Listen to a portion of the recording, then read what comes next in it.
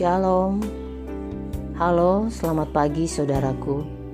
Apa kabar hari ini? Pernah tidak merasa bersalah atas sebuah kejadian atau peristiwa yang terjadi?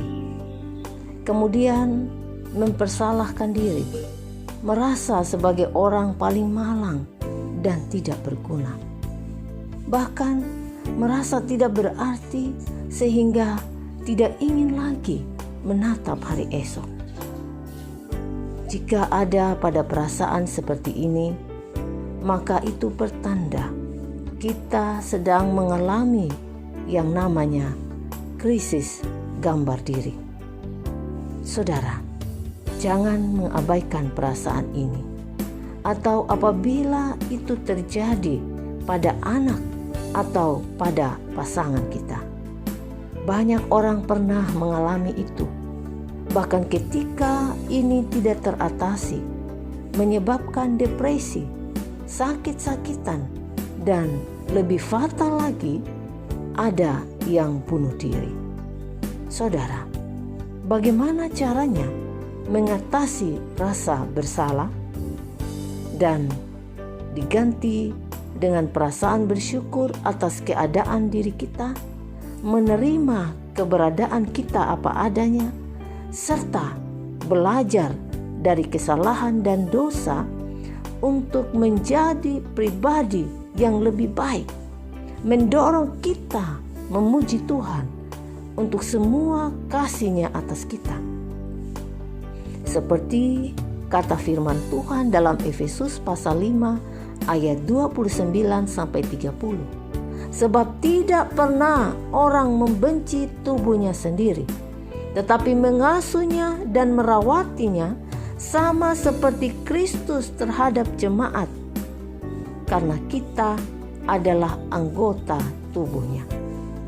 Saudara, firman Tuhan ini mengingatkan kita bagaimana seharusnya kita memiliki gambaran yang benar tentang diri kita. Gambaran yang benar tentang diri kita mempengaruhi cara kita memperlakukan sesama, termasuk bagaimana memperlakukan pasangan bagi mereka yang telah menikah. Dalam pernikahan Kristen, Paulus menasihati supaya setiap orang memperlakukan pasangannya dengan baik seperti ia merawat dirinya sendiri, mengikuti teladan hidup Tuhan Yesus. Karena itu pesan firman Tuhan ini menegaskan tentang bagaimana orang Kristen berhutang untuk saling merendahkan diri, merendahkan hati untuk saling menanggung beban dan tidak meninggikan diri.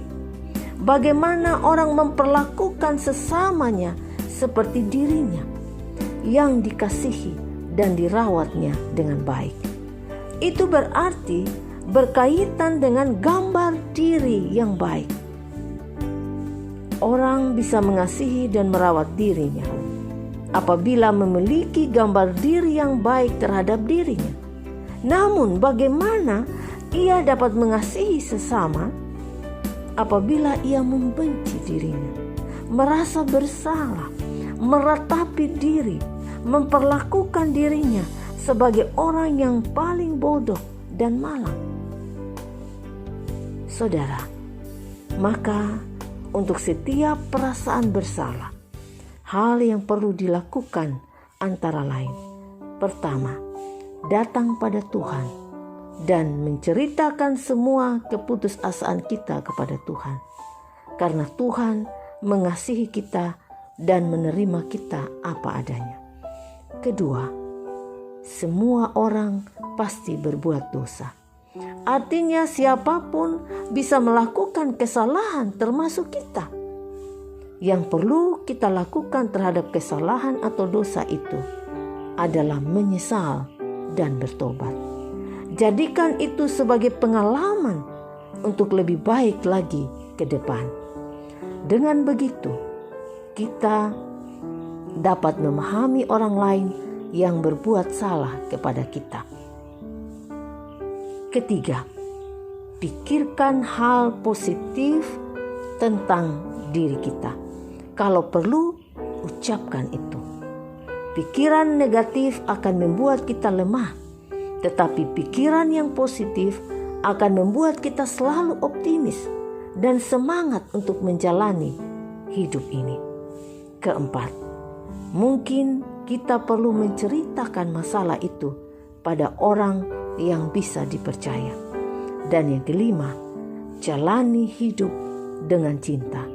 Suka, duka, tantangan, semua itu akan membuat hidup kita penuh warna. Saudara, hidup ini indah asal kita bisa menikmatinya. Karena itu, jangan pernah menyerah dan berkata ingin berhenti menjalaninya. Cintai dan sayangi diri kita, maka kita pun dapat menebarkan cinta pada pasangan atau kepada sesama di sekitar kita, sehingga tiap hari makin indah, penuh semangat dan berkemenangan meskipun ada masalah. Tuhan memberkati kita. Amin.